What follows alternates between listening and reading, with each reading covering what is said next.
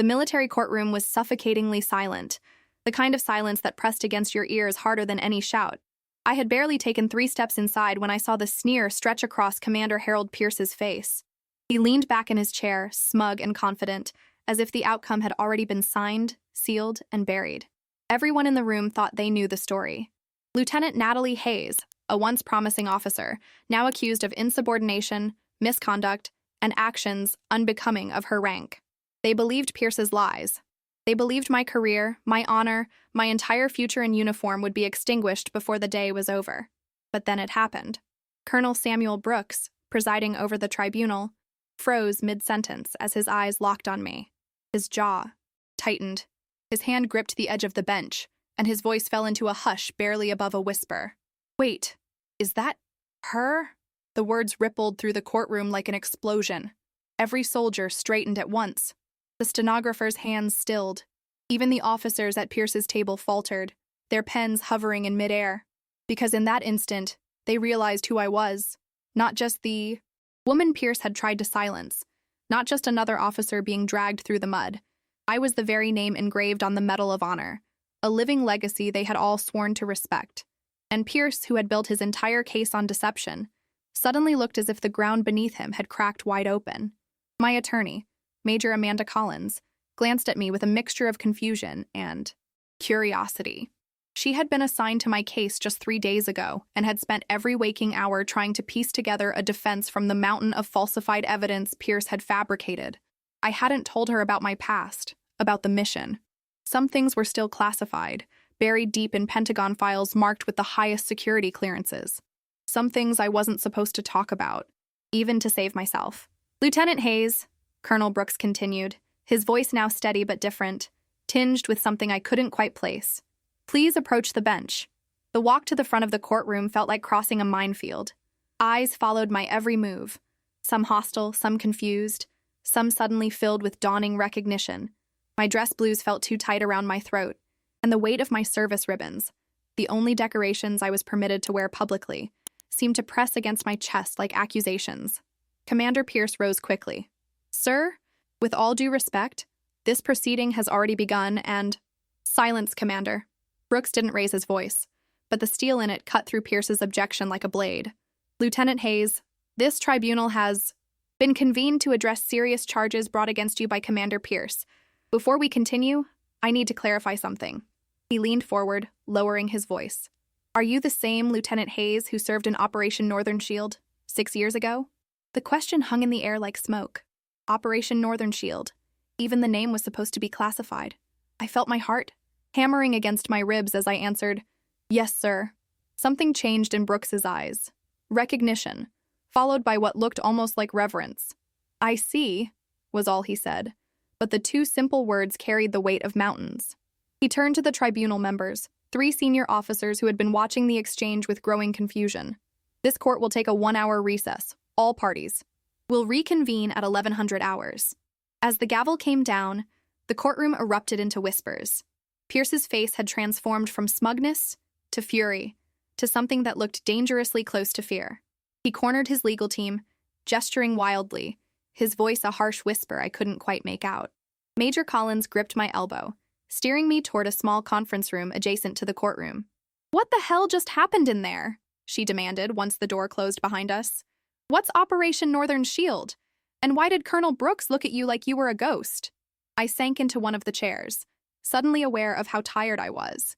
6 months of fighting Pierce's accusations, 6 months of watching my reputation being systematically dismantled, 6 months of fellow officers crossing to the other side of corridors when they saw me coming. "It's classified," I said automatically. The response drilled into me through years of debriefings and security clearances. Collins slammed her portfolio down on the table. "Not anymore, it isn't. Not if it's going to save your career. Whatever happened 6 years ago just changed everything in that courtroom. I need to know what it is." I stared at the blank wall behind her, seeing not the cream-colored paint, but the sand and blood and chaos of that day 6 years earlier.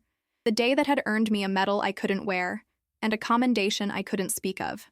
"It was supposed to stay buried," I said quietly. "That was the deal. The mission never happened. The medal doesn't exist in any public record, and I get to keep her serving." "What medal?" Collins's voice had dropped to a whisper. Before I could answer, there was a knock at the door. A young sergeant entered, his face serious. Major Collins, Colonel Brooks requests your presence in his office immediately. Lieutenant Hayes is to remain here until further notice. Collins gathered her materials, giving me one last searching look. This isn't over. Whatever is happening, I'm still your attorney. She hesitated, then added, and apparently there's a lot more to you than your file suggests. After she left, I sat alone in the silent room, memories flooding back like a dam had broken. The mission, the impossible choice, the lives saved and lost, the medal ceremony held in a secured room deep beneath the Pentagon, with only 5 people present, the oath of silence that followed, and through it all, the slow-burning resentment of Harold Pierce, who had been there that day, who had given the order I disobeyed, who had watched as his star dimmed while mine, though hidden from public view, burned brighter in the eyes of those who knew the truth. The hour stretched endlessly. I tried to prepare myself for what might come next. Dismissal, disgrace, or perhaps, just perhaps, a chance at the truth finally coming to light. Either way, the carefully constructed walls around my past were crumbling, and I didn't know if I was ready for what would emerge from the rubble. 6 years earlier, I was a different person. Fresh-faced and idealistic, with only 3 years of service under my belt, I believed in the straight lines of command and the clear boundaries between right and wrong. Joint Base Andrews had been my home for 18 months, and I'd thrown myself into every assignment with the kind of enthusiasm that earned me grudging respect from superiors and genuine admiration from peers. It was a crisp autumn morning when the call came in. I remember the leaves on the base turning gold and red, the sky a perfect, unblemished blue that seemed to promise nothing but good things. I was reviewing personnel files when my direct superior, then Major Harold Pierce, appeared at my office door. "Hayes," he said, his voice clipped and urgent. "Briefing room. Now." I followed him without question, falling in step behind his rigid back as we made our way across the base. Pierce had never been warm. He wasn't the type for mentorship or encouragement, but he was efficient and by the book. I respected that about him, even if I sometimes felt his gaze linger too long on me during meetings, even if I noticed how he took credit for successful operations I'd planned. The briefing room was already filled with tense faces when we arrived. Maps of a remote mountainous region were projected on the wall, and satellite images showed what appeared to be a small compound nestled between steep cliffs. I recognized the terrain immediately. Afghanistan's northeastern border with Pakistan, some of the most unforgiving territory on Earth. "We have a situation," said Colonel Wilson, the base commander at the time. "A reconnaissance team has gone silent near the Wakhan corridor. Last communication indicates they discovered something significant, but were compromised shortly after transmission." The room felt suddenly colder as Wilson continued. "Intel suggests they're being held here." He pointed to the compound on the screen. "We have a narrow window to extract them before they're moved deeper into hostile territory. If that happens, they're as good as gone." The mission parameters were laid out with brutal efficiency. Fictitious. Small team would insert under cover of darkness, locate and extract the captured reconnaissance personnel, and exit before daybreak. The risks were enormous. Uncertain enemy numbers, treacherous terrain, limited air support due to diplomatic sensitivities in the region. "Lieutenant Hayes will coordinate from base," Pierce announced, and I felt a stab of disappointment. I'd been training for Field ESA operations for months, pushing myself beyond every limit to prove I was ready.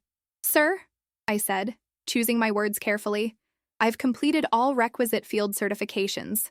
I respectfully request to be included in the extraction team." Pierce's eyes narrowed. "Denied. You're needed here." I knew better than to push further, but Colonel Wilson was studying me thoughtfully. "Actually, Hayes's language skills could be useful on the ground. Let's add her to the team." I saw something flash across Pierce's face. Irritation, perhaps, or something darker, before he composed himself. "As you wish, sir." The next 12 hours were a blur of preparation, briefings, and equipment checks. Our team consisted of 6 operators: myself, Sergeant Connor Hayes, no relation, 2 Special Forces soldiers I'd worked with previously, and 2 seasoned Marines. Pierce would coordinate from a forward operating base 30 miles away. We inserted at 0200 hours. The helicopter's rotors barely a whisper as we rappelled into the darkness. The cold bit through my tactical gear as we moved silently across the rocky terrain. Everything went according to plan until we reached the ridge overlooking the compound. I count 12 tangos, whispered Sergeant Hayes, peering through his night vision scope. More than expected. Our intelligence had indicated 7 hostiles at most. I felt the first flutter of unease as I studied the compound layout. Something wasn't right.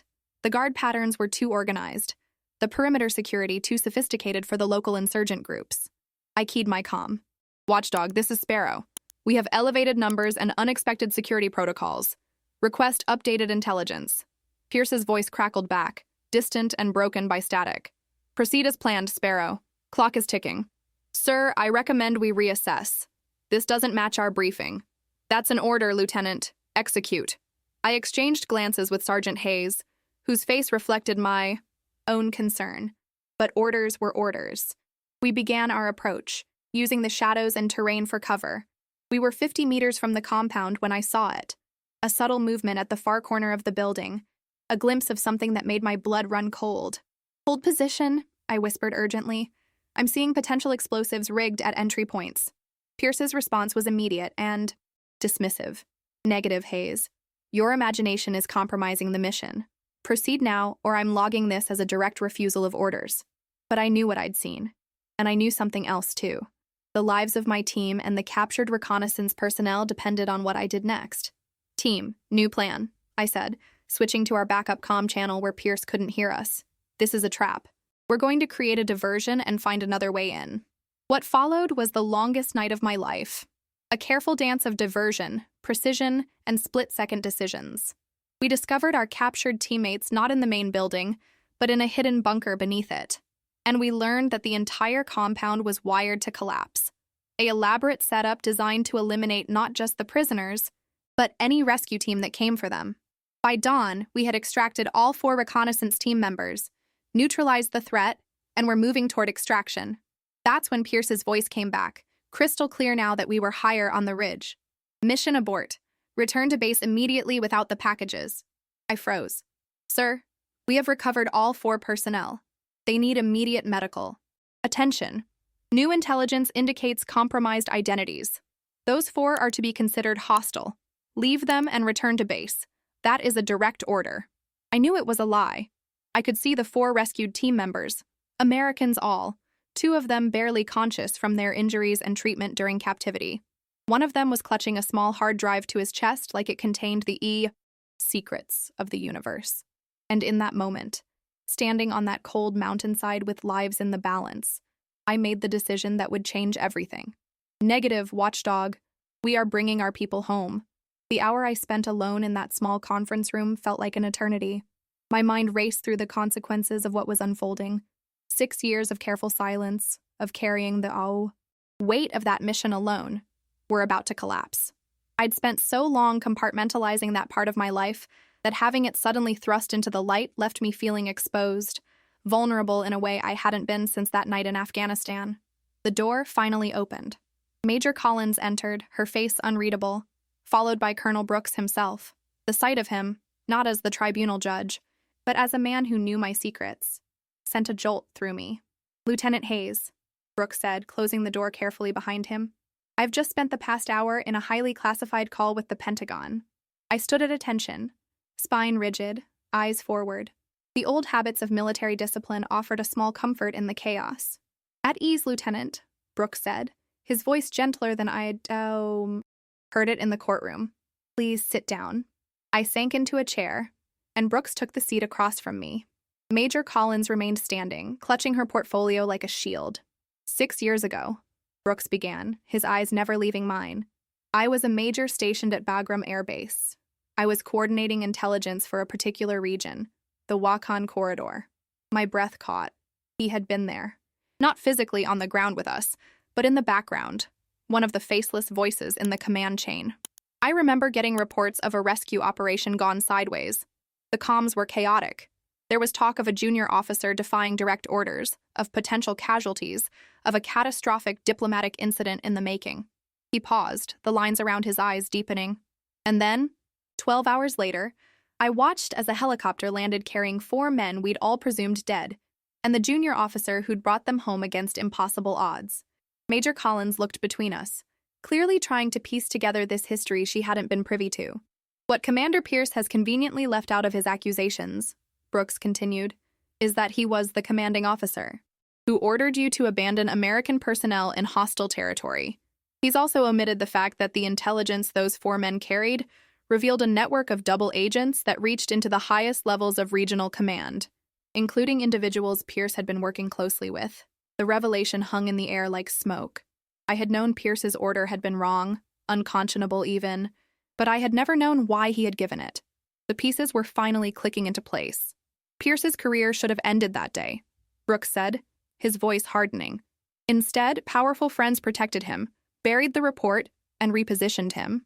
But they couldn't erase what you'd done. The Medal of Honor was presented in secret.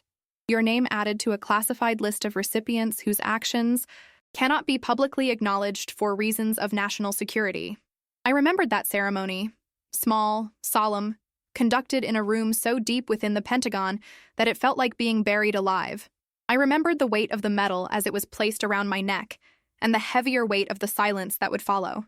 And now, I said, finding my voice at last, he's trying to finish what he, started. Destroy me before I can destroy him. Brooks nodded grimly. Pierce has been climbing the ranks, making powerful connections. He's positioned for a star within the year. Having you around, a living reminder of his greatest failure. Someone who knows what he really is, that's too dangerous for him. Major Collins finally spoke up. Colonel, with all due respect, if what you're saying is true, this entire proceeding is a sham. It's witness tampering, evidence tampering, perjury. It's worse than that, Brooks interrupted. It's treason. The word fell like a stone in still water, ripples of implications spreading outward. Pierce hadn't just been trying to save his career by ordering us to abandon those men. He had been actively working against American interests. The Pentagon is sending a special investigative team, Brooks continued. They'll be here within the hour. In the meantime, this tribunal is suspended. He looked at me directly. Lieutenant Hayes, you've been carrying this burden alone for too long. That ends today. As if on cue, the door opened again. A young lieutenant I didn't recognize entered, his face pale. Sir, Commander Pierce is gone. He cleared out his office and left the base 10 minutes ago. Brooks was on his feet instantly. Lock down the base, alert all gates. No one leaves without direct authorization from me. As the lieutenant rushed to comply, Brooks turned back to me. He knows we've figured it out. He'll be desperate now. I felt a cold certainty settle over me. He'll come for me, sir. I'm the only witness who can connect all the dots. Then we'll be ready for him, Brooks said firmly. You won't face this alone, not anymore. But as I watched him leave to coordinate the search, I knew better. Pierce had evaded justice for 6 years. He had built a web of lies so intricate that it had nearly destroyed me. And now that he was cornered, he would be more dangerous than ever. I turned to Major Collins, who was watching me, with new eyes, respect, maybe even awe, replacing the professional detachment she'd maintained until now. I need to see the evidence Pierce submitted against me, I said. All of it. Collins hesitated. Some of it was handled directly by Pierce. I never saw the original documents, only the copies he provided. That's what I'm counting on, I replied. He made a mistake somewhere. He always does. When he's confident, his arrogance blinds him. As Collins spread the case files across the table, I felt a strange calm descend. For 6 years, I'd been playing defense, always reacting to Pierce's moves. Now, finally, it was my turn to take the fight to him. And this time, I wouldn't be bound by silence. The base transformed into a hive of activity as security protocols activated. Armed guards appeared at checkpoints, vehicles were searched, and Pierce's face was distributed to every soldier with orders to detain on sight. I watched the proceedings with a detached sense of unreality, as if I were observing someone else's life spiraling into chaos. Major Collins and I had spent the last hour combing through Pierce's fabricated evidence. The scope of his deception was breathtaking: doctored mission reports, tampered performance evaluations, witness statements that had been subtly altered to change their meaning entirely. He's good, Collins admitted grudgingly, holding a document up to the light to examine the watermark. If I didn't know what to look for, I'd never catch these discrepancies. He's had years to perfect it, I replied, studying a photograph that purportedly showed me meeting with unauthorized personnel, a photo I now recognized as being digitally altered. The question is, how far back does this go? Was he already a traitor when we were in Afghanistan, or did that mission push him over the edge? Collins set down the paper she was examining, fixing me with an intense gaze. Tell me about that night. The real story, not the redacted version. I hesitated, years of secrecy making me instinctively reluctant. But Pierce had already shattered the boundaries of classification with his betrayal.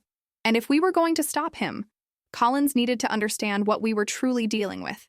The 4 men we rescued weren't just a standard reconnaissance team, I began, lowering my voice despite the privacy of our room. They were counterintelligence, investigating rumors of a mole within our regional command structure. They'd gone dark after reporting they'd identified the leak. Collins's eyes widened. And Pierce ordered you to leave them behind. He said they'd been compromised, that they were hostiles now. But I'd seen their faces, heard them identify themselves with proper recognition codes. One of them was barely conscious, but he kept clutching a hard drive, insisting it had to reach Langley. The evidence against Pierce, Collins breathed. I nodded. Data linking him to a network of informants feeding information to various hostile groups. Not for ideology, but for money. Pierce was selling intelligence to the highest bidder. A knock at the door interrupted us. A serious-faced sergeant entered, saluting crisply. Lieutenant Hayes, Colonel Brooks requests your presence in the command center immediately. The command center was a secure facility at the heart of the base, a room filled with screens, communications equipment, and the constant hum of military machinery at work. As we entered, all eyes turned to me. I recognized the mix of expressions, curiosity, respect, and in some cases, the shamefaced look of those who had believed Pierce's lies about me. Brooks stood at the central table, surrounded by maps and security personnel. Lieutenant Hayes, we have a situation. 20 minutes ago, this was delivered to the main gate. He held up a sealed envelope. It's addressed to you personally. My name was written on the front in Pierce's distinctive handwriting, sharp, angular letters. That seemed to cut into the paper itself. Brooks handed it to me, and I felt the weight of whatever was inside, something small but solid. I tore the envelope open carefully. Inside was a small metal object and a folded note. I recognized the object instantly. It was a miniature replica of the Medal of Honor, the kind given as a commemorative token at the official ceremony. I had kept mine locked in, a small safe in my quarters, a reminder of the price of doing the right thing. With steady hands, I unfolded the note. Did you think I wouldn't be prepared? For every piece of evidence you have against me, I have 3 against you. The question is, who will the world believe? The decorated commander with an unblemished record, or the unstable lieutenant with a history of insubordination? Meet me where it began, or the next package won't be so symbolic. You have until midnight. I read it aloud, watching the faces around me harden with each word. He's bluffing, one of the security officers said confidently. We have the Pentagon team arriving any minute. His career is over. But I knew better. Pierce never bluffed. If he said he had evidence, he did, even if he had to manufacture it. And the threat in those final lines was unmistakable. Where it began? Brooks mused. He means Afghanistan? I shook my head. No, he means where it began for us. The first time I challenged his authority. I looked up, meeting Brooks's concerned gaze. The old training grounds at Langley. That's where I completed my field certification, where I first caught his attention by outscoring his record on the tactical course. Brooks immediately began issuing orders for a tactical team to secure the location, but I raised a hand to stop him. He'll see them coming, sir, and he's made it clear this is between him and me. Absolutely not, Brooks said firmly. You are not facing him alone. I stood my ground. With respect, Colonel, that's exactly what I need to do. Pierce knows me, knows how I think, how I operate. He's expecting me to bring backup, but what he's never understood is why I do what I do. He thinks I'm motivated by glory or recognition. He's never grasped that I simply cannot leave people behind. Brooks studied my face, seeing the determination there. You're talking about going in without support, without backup. That's not courage, Lieutenant. That's suicide. Not without backup, I corrected. Just without obvious backup. I need a small team, people Pierce doesn't know, positioned discreetly. And I need something else. I paused, the plan forming as I spoke. I need a wire. If Pierce is as arrogant as I think he is, he'll want to gloat, to explain how he nearly destroyed me. And when he does, we'll have him on record. For a long moment, Brooks was silent, weighing the risks. Finally, he gave a curt nod. 2 hours to prepare. A 4-person team at your disposal. But Hayes, his voice softened slightly. If this goes wrong, I can't protect you. Not even a Medal of Honor will save you if you're acting outside the chain of command. I smiled grimly. With respect, sir. That's never stopped me before. As the room burst into activity, selecting teams, members gathering equipment, developing contingency plans, I felt a strange sense of peace. For 6 years, Pierce had been haunting me, a shadow at the edges of my life. Now, finally, I was walking into the darkness to confront him. And this time, I wouldn't be the only one carrying secrets when the sun rose. Dusk was settling over the training grounds when I arrived, the facility a skeleton of its former self. After budget cuts 3 years ago, this particular corner of Langley had been largely abandoned, the tactical courses relocated to newer facilities across the base. What remained were concrete structures overgrown with ivy, obstacle courses slowly surrendering to nature, and the ghosts of countless military careers forged in sweat and determination. I parked my vehicle at the designated spot, a half-mile from where I expected Pierce to be waiting. The communications device in my ear was nearly invisible, the wire running beneath my civilian clothes undetectable unless someone was looking for it. I wasn't in uniform. This wasn't official military business anymore. This was personal. Testing communications, I murmured, adjusting the small microphone hidden at my collar. Clear signal, came the response from Sergeant Rivera, the communications specialist Brooks had assigned to my makeshift team. We have your location. Team is in position. The team consisted of 4 people I'd never worked with before, faces Pierce wouldn't recognize. They had spread out around the perimeter of the old training ground, positioned to intercept Pierce if he tried to flee or to intervene if things went south. Remember, I said quietly as I began walking toward the rendezvous point, no move unless I give the signal. Pierce is smart and paranoid. If he senses a trap, he'll vanish, and we'll never get another chance. Understood, Lieutenant, Rivera replied. We're ghosts until you need us. The path to the sniper tower was overgrown now, but my feet remembered the way. 6 years ago, I had set a course record here that still stood, a fact that had first put me on Pierce's radar. He had been the previous record holder, and my achievement had bruised his ego in a way I hadn't fully appreciated at the time. Looking back, perhaps that had been the beginning of his resentment, the first seed of the hatred that would grow into something so toxic. The tower loomed. Ahead, a skeletal structure silhouetted against the darkening sky. Once used to train spotters and snipers in urban terrain tactics, it now stood empty, its windows broken, its purpose forgotten. But not tonight. Tonight it would serve one final mission. I approached cautiously, scanning for any sign of movement. The ground floor was empty, dust undisturbed except for a single set of footprints, leading toward the stairs. Pierce had arrived before me as I expected. He would want the high ground, the tactical advantage of seeing me approach. I'm entering the structure, I whispered. Target is likely on the upper level. Confirmed, Rivera responded. Team is holding position. The stairs creaked under my weight as I ascended, each step a deliberate choice. I was walking into the lion's den, facing a man who had spent years plotting my destruction. Yet I felt strangely calm, focused in a way I hadn't been since Afghanistan. This was what I had trained for. Not just the physical challenges of military service, but the moral ones. The moments when right and wrong stood in stark relief against the gathering darkness. I reached the top floor, and there he was, Commander Harold Pierce, standing by the broken window that overlooked the abandoned training course. He was in civilian clothes, but his military bearing was unmistakable. He turned as I entered, and the smile that spread across his face chilled me to the bone. Lieutenant Hayes, he said, his voice eerily cordial. Punctual as always. Some habits die hard, don't they? Cut the pleasantries, Pierce, I replied, remaining near the doorway. You wanted me here. I'm here. What now? He chuckled, a sound devoid of any real humor. Always direct. That was your problem, you know. No finesse. No understanding of the delicate games that real power requires. Is that what you were playing in Afghanistan? A game?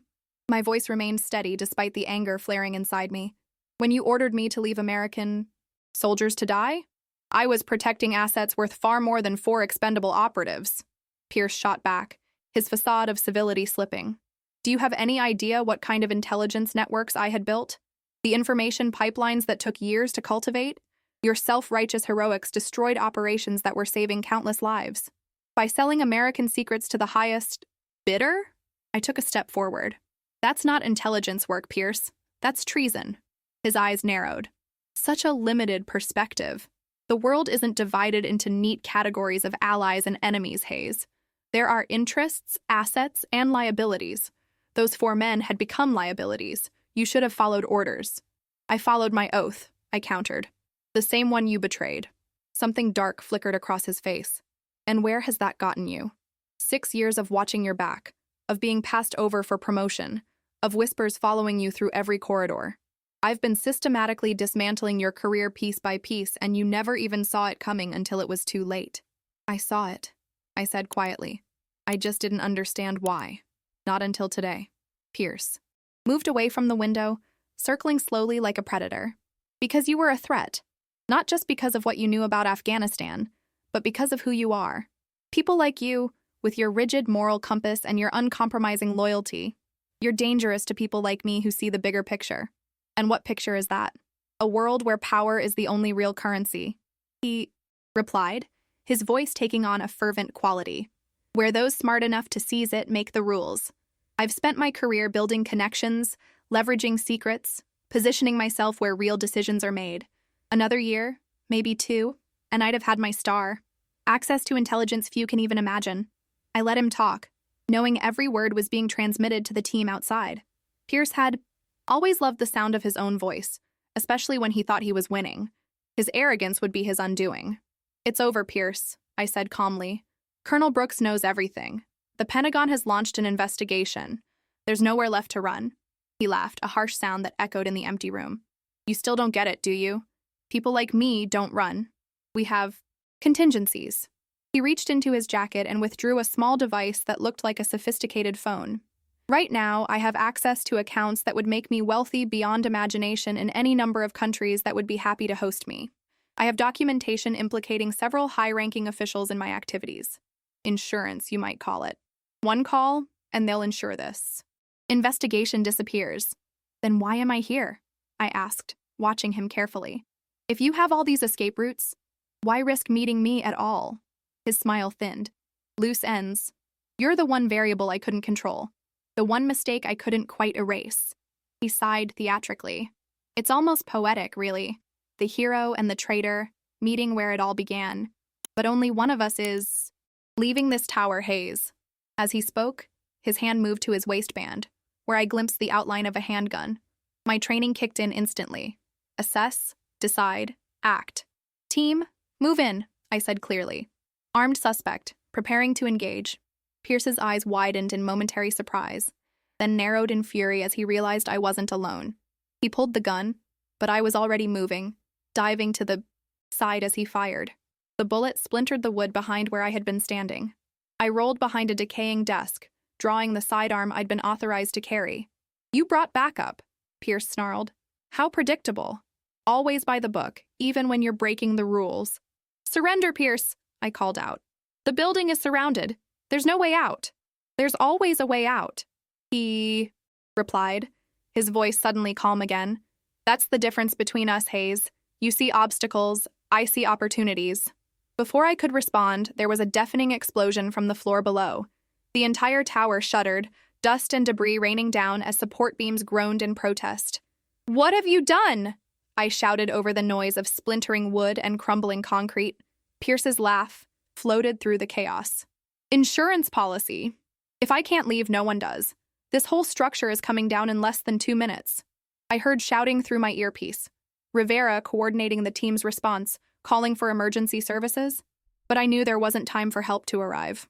The floor beneath me was already shifting, threatening to give way entirely. Through the swirling dust, I saw Pierce moving toward a rope I hadn't noticed before, secured to one of the few remaining solid beams and extending out the window. He'd planned this all along, a final escape route while burying me in the rubble. Goodbye, Lieutenant, he called, gripping the rope. Consider this your burial with full military honors. I raised my weapon, but another section of floor collapsed, forcing me to scramble for stable ground. Pierce seized the moment, launching himself out the window, sliding down the rope toward the ground below. I had seconds to decide. Try to follow him and risk the collapsing building claiming us both, or find another way out. As the decision crystallized, I heard Rivera's voice, desperate in my ear. Lieutenant, East stairwell is still intact. Move now. I holstered my weapon and ran for the door, the floor disintegrating behind me with each step. Whatever happened next, Pierce wouldn't escape. Not this time. The truth was already out there, being transmitted to Brooks and the Pentagon team with every word Pierce had spoken. As I raced down the crumbling stairs, a strange thought surfaced through the adrenaline and chaos. Sometimes survival itself is victory enough. The old training tower collapsed with a roar that echoed across the abandoned grounds, sending a cloud of dust billowing into the night sky. I emerged from the eastern stairwell seconds before it gave way, diving clear of the falling debris. Pain lanced through my shoulder as I hit the ground hard, rolling to absorb the impact. For a moment, I lay there in the dirt, coughing as dust filled my lungs, the ringing in my ears drowning out all other sound. Then hands were gripping me, pulling me to my feet. Sergeant Rivera's face swam into focus, his mouth moving with words I couldn't yet hear. I shook my head, pointing to my ears, and he nodded in understanding, guiding me away from the devastation toward the perimeter where medical personnel were already arriving. As the ringing subsided, sound returned in fragments, shouted orders, radio chatter, the distant wail of sirens. I turned back to look at the collapsed tower, now nothing but a pile of rubble and twisted metal. "Pierce?" I managed to ask, my voice hoarse from dust and smoke. Rivera's expression was grim. Team 2 has eyes on him. He made it down the rope, has a vehicle stashed about a quarter-mile west. They're in pursuit but maintaining distance per your orders. I nodded, wincing as a medic began examining my shoulder. "Keep tracking him. Don't engage unless absolutely necessary. He's still armed and now he's desperate." "Yes, Lieutenant," Rivera replied, relaying the instructions through his comms unit. The medic finished her assessment, informing me that my shoulder was likely dislocated, but not broken. The pain was a dull throb now, manageable with the adrenaline still coursing through my system. "I need to get back to base," I told her, attempting to stand. "Not until I stabilize that shoulder," she insisted, her tone brooking no argument. "Colonel's orders." I submitted to her ministrations, my mind racing ahead. Pierce had revealed more than he intended in that tower. He'd mentioned documentation implicating others, offshore accounts, contingency plans. If we could access that information, we could potentially uncover an entire network of corruption within the military hierarchy. A military police vehicle pulled up, and Colonel Brooks himself stepped out, his face set in lines of concern and determination. He strode directly to where I sat being treated. "Lieutenant Hayes," he said, his voice tight with controlled anger. "I should court-martial you for this stunt." "Yes, sir," I acknowledged. "But did you get the transmission?" His expression softened slightly. Every damning word. Pierce didn't just implicate himself, he named names. High-ranking officers, intelligence officials, foreign contacts. The Pentagon team is already moving on that information. And Pierce? Still on the run, but he won't get far. Every law enforcement agency in the region has been alerted. Border Patrol, airports, train stations, all on high alert. He's toxic now, Lieutenant. Even his so-called insurance policies won't help him. The medic finished securing my arm in a sling, giving me instructions I barely registered. As soon as she moved away, I stood, ignoring the pain. That shot through my shoulder. "I need to be there when they bring him in," I said. Brooks studied me for a long moment before nodding. "You've earned that much. But from now on, you follow protocol to the letter. No more lone wolf heroics. Clear?" "Crystal, sir." We were about to leave when Rivera rushed over, his expression urgent. "Colonel, Lieutenant, we've got a situation. Pierce has, barricaded himself in an old munitions bunker half a mile from here. Says he'll only surrender to Lieutenant Hayes." Brooks immediately began shaking his head. "Absolutely not. He's already tried to kill you once tonight." "With respect, sir," I countered. "This may be our best chance to bring him in alive, with all the intelligence he possesses intact." "It's clearly a trap," Brooks argued.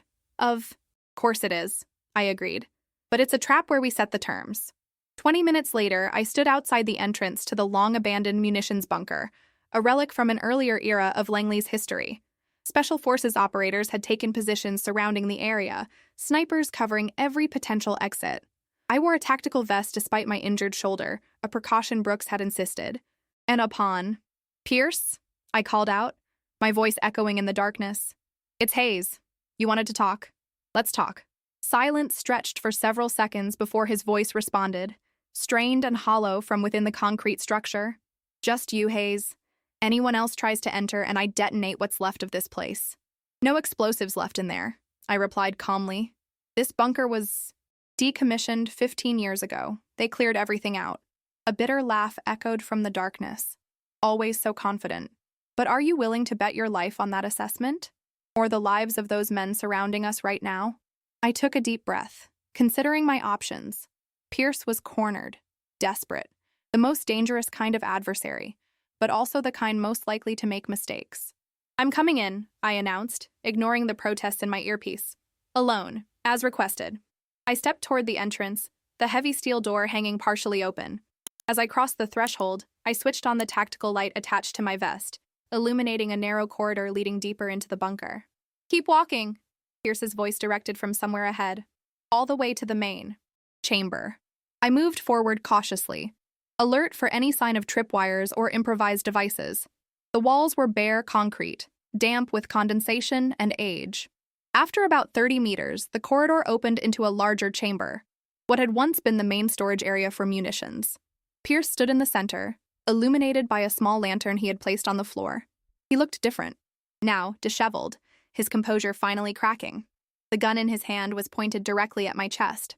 That's far enough, he said, his voice unnaturally calm for a man whose world was collapsing. You know, I almost admire your persistence, Hayes. Almost.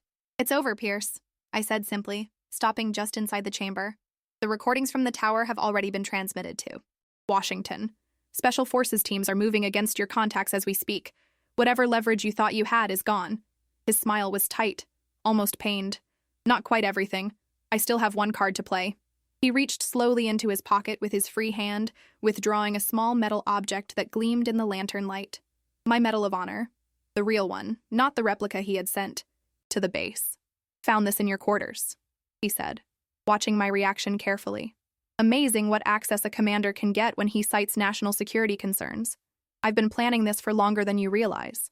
I kept my expression neutral, though the sight of him holding my medal, the symbol of everything I had sacrificed and endured, sent a surge of anger through me. What's your play? Here, Pierce? That medal won't buy you freedom. No, he agreed, but it might buy me a better deal. You see, I know things, Hayes. Names, operations, secrets that would shake the foundations of national security if they came to light. The kind of intelligence that makes prosecutors willing to negotiate. I took a step forward, careful to keep my movements slow and non-threatening. There won't be any deals. Not after what you've done. We'll see, he replied, his finger tightening slightly on the trigger of his gun. But first, I want to know something. All these years, all the obstacles I put in your path, why didn't you break? Anyone else would have resigned, taken a civilian job, walked away with their sanity intact. Why stay and fight a battle you couldn't possibly win? The question caught me off guard. Of all the things Pierce might have wanted to know in what could be his final moments of freedom, this seemed oddly personal. I studied his face, seeing something I hadn't noticed before, a genuine bewilderment, as if my persistence was a puzzle he had never been able to solve. Because it was never about winning, I answered truthfully. It was about doing what was right, regardless of the cost. Something you wouldn't understand. A flicker of something, regret, bitterness, crossed his face. No, I suppose I wouldn't. He sighed, the gun wavering slightly in his hand. We could have been quite a team, you know. Your field skills, my strategic mind. Unstoppable. We were never on the same side, Pierce. Not really. His expression hardened again. No. And now, here we are. The hero and the villain, at the final confrontation. Very theatrical. He tossed my medal toward me. It clattered to the concrete floor between us. Pick it up. You've earned it, after all. I recognized the ploy immediately. Get me to bend down. Make myself vulnerable. You first. Put the gun down, and we both walk out of here alive. For a moment, I thought he might actually consider it. Then his face twisted with a hatred so pure it was almost beautiful in its completeness. I'd rather die than surrender to you, he spat. What happened next seemed to unfold in slow motion. Pierce raised his gun, not at me, but to his own head. I lunged forward, my training overriding everything else. The need to preserve life, even his, even after everything. My injured shoulder screamed in protest as I collided with him, knocking his arm upward as the gun discharged. The bullet ricocheted off the concrete ceiling, fragments showering down around us as we crashed to the floor. We struggled, his desperate strength against my trained precision. Despite the pain, despite the history between us, I maintained control, forcing the gun from his hand. It skittered across the floor as I pinned him down, my knee in his back, securing his wrists despite his struggles. "It's over," I repeated, my voice steady despite the adrenaline coursing through me. "Commander Harold Pierce, you are under arrest for treason, attempted murder, and a list of charges so long it'll take the JAG Corps a week just to process the paperwork." As Special Forces operators flooded into the bunker, securing Pierce and the scene, I stepped back, suddenly exhausted. Colonel Brooks appeared at my side, concern evident in his expression. "You all right, Lieutenant?" I nodded, my gaze fixed on Pierce as they led him away in handcuffs. "Yes, sir. I think I finally am." Brooks bent down and picked up my Medal of Honor from where it had fallen during the struggle. He handed it to me with a solemn respect that needed no words. As I closed my fingers around the medal, I felt something shift within me, the weight of 6 years of silence, of carrying a burden alone, finally beginning to lift. Whatever came next, the truth was out. And sometimes, that's all the victory you need. 3 weeks after Pierce's arrest, I found myself back in a military courtroom. This time, however, everything was different. The room was filled with sunlight streaming through tall windows, illuminating faces that now regarded me with respect rather than suspicion. My dress blues felt comfortable again, the weight of my service ribbons a source of pride rather than burden. The tribunal that had been convened to court-martial me had been dissolved, replaced by a formal hearing to officially clear my record of all false allegations. Colonel Brooks presided, flanked by 2 generals whose presence signified the gravity with which the Pentagon was treating the matter. Major Collins sat beside me, no longer as my defense counsel, but as a witness to the proceedings. She had spent the weeks since Pierce's arrest helping investigators untangle the web of fabricated evidence he had woven against me. Her dedication had gone far beyond professional obligation, evolving into a friendship I hadn't expected but deeply valued. "Lieutenant Natalie Hayes," Colonel Brooks announced, his voice carrying through the packed courtroom. "This hearing has reviewed all evidence previously presented against you by Commander Harold Pierce. We have determined that said evidence was falsified, manipulated, or coerced as part of a systematic campaign to discredit you following your actions during Operation Northern Shield." A murmur rippled through the assembled officers and personnel. Operation Northern Shield was no longer classified, at least not the parts involving Pierce's treason and my actions to save the reconnaissance team. The Pentagon had made the calculated decision to release enough information to clear my name while keeping sensitive operational details secured. Furthermore, Brooks continued, "This hearing acknowledges the extraordinary circumstances that led to your receipt of the Medal of Honor, and recognizes that the classification of said honor placed you in an untenable position when facing accusations you could not fully defend against without violating security protocols." I sat perfectly still, maintaining my composure despite the emotion welling inside me. 6 years of doubt, of whispers behind my back, of watching my career stagnate while others were promoted. All of it was finally being addressed in the light of day. By unanimous decision of this panel, all charges against Lieutenant Hayes are hereby expunged from her record. All reprimands, notations, and evaluations influenced by Commander Pierce's campaign are to be struck. Lieutenant Hayes's record will reflect her true service history, including appropriate recognition of her actions during Operation Northern Shield. Brooks paused, looking directly at me with something like paternal pride. "Lieutenant Hayes, please rise." I stood, my injured shoulder still in a sling but healing. "Well, in light of the extraordinary circumstances of your service, your unwavering dedication to duty despite personal cost, and upon review of your complete service record as it should have been maintained, this panel recommends your immediate promotion to the rank of captain, with consideration for accelerated advancement to major within the next fiscal year." The room erupted in applause, spontaneous, genuine, and thunderous. I blinked rapidly, fighting back tears that threatened to break through my professional demeanor. Major Collins squeezed my arm gently, her own eyes suspiciously bright. As the applause died down, Brooks added, "This hearing is adjourned. Captain Hayes, please remain for the formal promotion ceremony, which will commence in 30 minutes. As people, I began filing out. Many stopped to congratulate me, some offering apologies for having believed Pierce's lies. I accepted both with grace, understanding that they too had been victims of his manipulation in different ways. Sergeant Connor Hayes, still no relation, approached with a broad smile. He had been one of the few who had stood by me, risking his own career to provide testimony about Pierce's falsified reports. "Never doubted you for a second, ma'am," he said, offering a crisp salute. "Liar?" I replied with a smile, returning his salute before pulling him into a quick embrace. "But I appreciate the sentiment." "What happens now?" he asked as we separated. "With Pierce, I mean." My smile faded slightly. "Military tribunal, closed to the public due to the classified nature of his crimes. But from what I hear, he's already trying to cut a deal, offering names, operations, anything to reduce his sentence." "Will it work?" I shrugged my good shoulder. "Partially, maybe. The intelligence community wants what he knows. But treason isn't something the military takes lightly. He'll never wear a uniform again, never hold a position of authority. That's something, at least." Connor nodded, seemingly satisfied. "And you? After the promotion ceremony?" That was the question I'd been asking myself since the night in the bunker.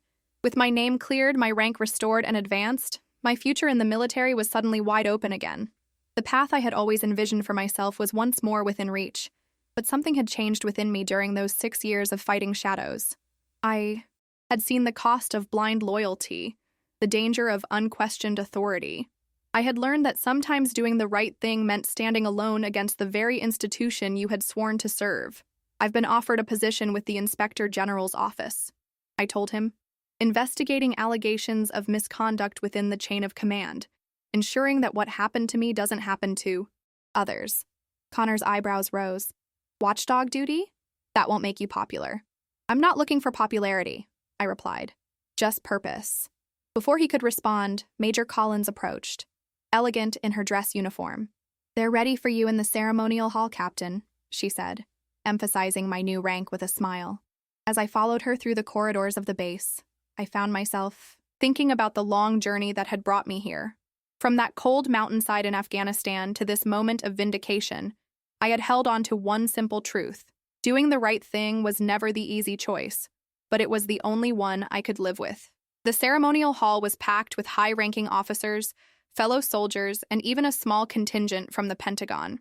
As I walked to the center of the room, I saw faces I recognized from Operation Northern Shield, survivors of the reconnaissance team I had refused to abandon. They stood together, their presence a silent testimony to the choices I had made that night. Colonel Brooks performed the promotion ceremony with formal dignity, removing my lieutenant's bars and replacing them with the captain's insignia. As he pinned the new rank to my uniform, he spoke quietly, for my ears alone. "Your father would be proud, Captain Hayes." I swallowed hard, thinking of my father who had died during my second year at West Point. A career military man, he had taught me the true meaning of service and honor long before I ever put on a uniform. "Thank you, sir," I whispered back. As the ceremony concluded and the formal reception began, I found myself surrounded by well-wishers, including several generals eager to discuss my future prospects. I navigated the conversations with diplomatic skill, accepting congratulations while deflecting questions about the classified details of Pierce's case. Eventually, I managed to slip away for a moment of quiet, finding refuge in a small anteroom adjacent to the main hall. I needed space to process everything that had happened, to acknowledge the journey and prepare for what came next. I was startled from my thoughts by a soft knock at the door. A woman in civilian clothes entered, Dr. Elizabeth Morgan, the military psychologist who had been assigned to evaluate me following the incident at Langley. "Captain Hayes," she greeted me warmly. "I hope I'm not intruding." "Not at all, Doctor," I assured her, gesturing to the chair opposite mine. "Just taking a moment to breathe." She sat down, studying me with professional interest. "How are you feeling?" And I'm asking as your doctor, not as a courtesy. I considered the question seriously. "Vindicated, relieved, uncertain about the future, but in a good way, I think." She nodded. "All perfectly normal responses. You've been through an extraordinary ordeal. Not just the recent events, but the years of isolation and doubt that preceded them. Recovery from that kind of experience isn't linear." "I'm not sure recovery is the right word," I replied thoughtfully. "I'm not the same person I was before all this happened. I'm not sure I want to recover that version of myself." Dr. Morgan smiled, a genuine expression that reached her eyes. "That's actually a very healthy perspective, Captain. Growth often comes from our most challenging experiences. The question is, how will you use what you've learned?" I thought about the position with the Inspector General, about the opportunity to ensure that power was never again abused the way Pierce had abused his. about the chance to be a voice for those who might otherwise go unheard within the rigid hierarchy of military structure. By remembering, I said finally, by never forgetting what it feels like to stand alone against a system that's supposed to protect you, and by making sure others don't have to face that alone. As Dr. Morgan and I continued our conversation, discussing the path forward and the support systems I would need, I felt a sense of purpose solidifying within me. Pierce had tried to destroy me because I represented everything he had betrayed: honor, integrity, the willingness to sacrifice personal gain for the greater good. In fighting to survive his campaign, I had only become more committed to those values. Outside the anteroom, I could hear the reception continuing. Laughter, conversation, the sounds of careers advancing, and connections being made. Soon I would return to that world, take my place in it with new rank and renewed purpose. But for now, in this quiet moment of reflection, I acknowledged the truth that would guide whatever came next. Sometimes the greatest victories are the ones no one sees. The battles fought not for glory or recognition, but simply because they're right. And those are the victories worth every sacrifice. 6 months after my promotion to captain, I stood once again before a military tribunal. This time, however, I wasn't the accused. I was the primary witness against Commander Harold Pierce in his court-martial for treason, conspiracy, falsification of military records, and attempted murder. The courtroom was sealed, the proceedings classified due to the sensitive nature of the evidence being presented. Only those with the highest security clearances were permitted to attend. Among them sat the 4 members of the reconnaissance team from Operation Northern Shield, now allowed to testify publicly about what had occurred that night in Afghanistan. Pierce sat at the defense table, his posture rigid, his face a mask of cold calculation. He had traded his commander's uniform for the plain clothes of a prisoner awaiting judgment. Despite the overwhelming evidence against him, he had refused all plea deals that would require a full confession. His military attorney looked resigned, aware that they were fighting a losing battle against the mountain of evidence I had helped compile. As I took the witness stand, Pierce's eyes locked onto mine. I expected to see hatred. There, perhaps a final flash of the arrogance that had defined him throughout our history. Instead, I saw something more disturbing: emptiness. As if the man who had orchestrated years of deception and betrayal had retreated inside himself, leaving only a shell behind. The military prosecutor, Colonel Jacobs, approached the stand. "Captain Hayes, please describe for the court your first encounter with Commander Pierce in a combat situation." For the next 2 hours, I methodically recounted everything, from that first mission in Afghanistan to the night at Langley when Pierce had tried to bury both me and the evidence of his crimes. I spoke clearly and dispassionately, presenting facts rather than emotion. The transcript of Pierce's confession in the tower, captured by my wire, had already been entered into evidence, but my testimony provided the context needed to understand the full scope of his betrayal.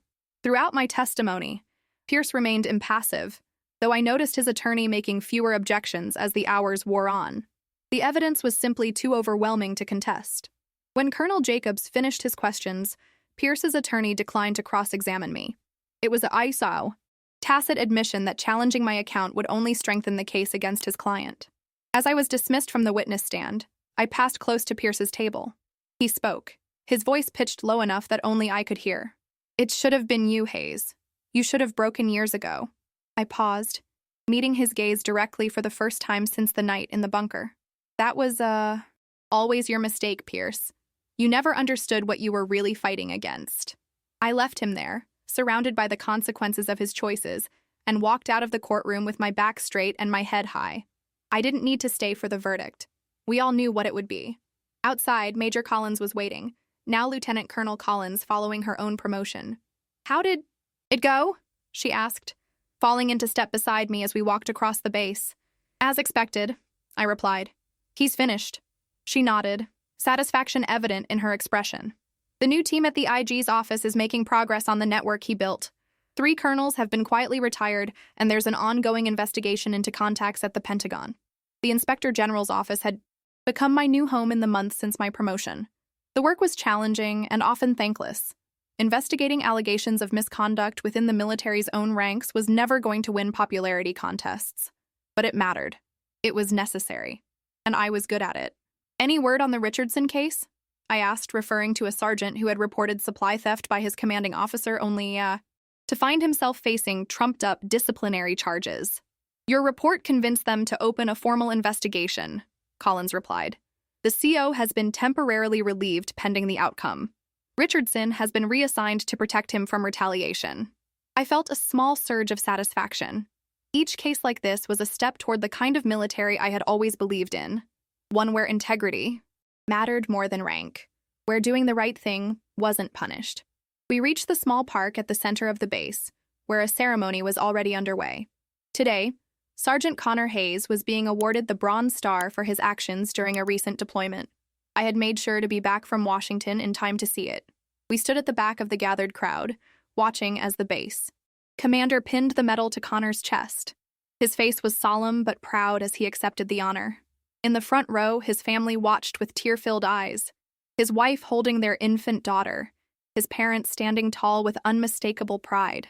After the ceremony, Connor made his way through the crowd toward us, Bronze Star gleaming against his uniform. "Captain Hayes," he greeted me with a salute, which I returned before embracing him briefly. "Didn't expect to see you here. Thought you'd be tied up with the Pierce trial. And miss seeing you get the recognition you deserve? Not a chance, Sergeant." I smiled genuinely. "Congratulations. It's well earned." He glanced down at the medal, a hint of embarrassment crossing his face. "Just did my job, ma'am. Nothing special about that." "We both know that's not true," I replied seriously. "Doing your job when everything around you is going according to plan, that's expected.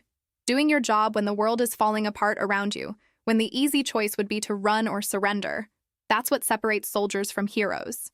Connor looked at me with sudden understanding, recognizing that I wasn't just talking about his recent actions, but also about what had happened on that mountainside in Afghanistan years ago. "Permission to speak freely, Captain?" he asked. "Always. You changed things, you know. Not just for yourself, but for all of us. The way people talk now, the way they're not afraid to question orders that don't feel right, that's because of you. Because you stood your ground when it would have been easier to give in." His words caught me off guard, touching something deep within me that I hadn't fully acknowledged. In all the months of fighting for my reputation, of seeking justice against Pierce, I had focused on personal vindication. I hadn't considered the broader impact my stand might have had on others. "Thank you for saying that," I said quietly.